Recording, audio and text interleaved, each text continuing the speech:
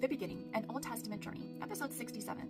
Today I want to talk just a little bit about the covenants that bind us to God, and a little bit different than what you might be thinking this topic might be. So stick with me to the end. There's going to be some important information about the preservation of Moses' life. Now, it's easy to sometimes wonder if God has remembered us, if he remembers his covenant with us. You know, he tells us we are his promised people, and at the same time, we don't always feel like God is watching out for us or that he hears our prayers. That's totally natural and normal. It's part of this great process and not having all of the answers all of the time. Something I want to quote directly out of the lesson.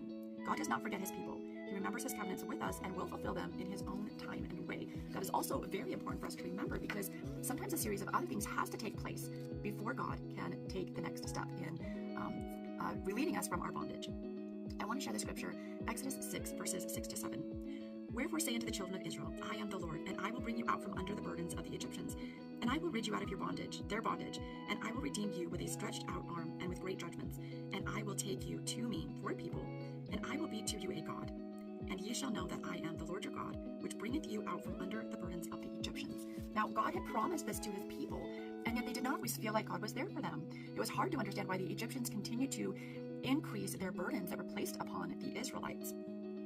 I want to talk just for a few minutes or for a moment about the women that preserved Moses' life. The more pressure and afflictions that were placed on the Israelites and the children of Israel, the more they multiplied and grew.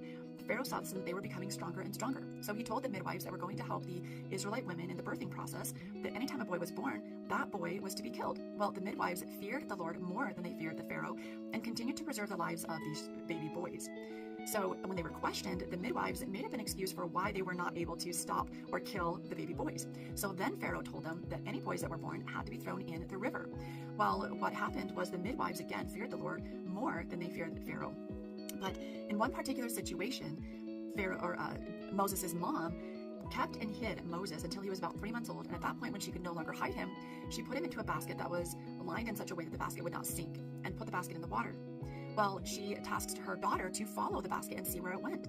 So she did. The basket ended up in the view of Pharaoh's daughter, and she took pity upon this baby, cried for him, and refused to let him die. She took him, and Moses' sister, on the Pharaoh's daughter's request, went and got Pharaoh's mother to nurse and take care of him until Pharaoh's daughter could raise him. This is where I'm going to leave you today, but what I want you to remember is that God always remembers us. He always has a plan, and because Moses was preserved, later the Israelites were taken under God's wing, and they were removed from the Egyptians. We're definitely going to get into that, so stick with me. Next week, we're going to be talking about how Christ is our deliverer. Thank you so much, and we'll see you next time.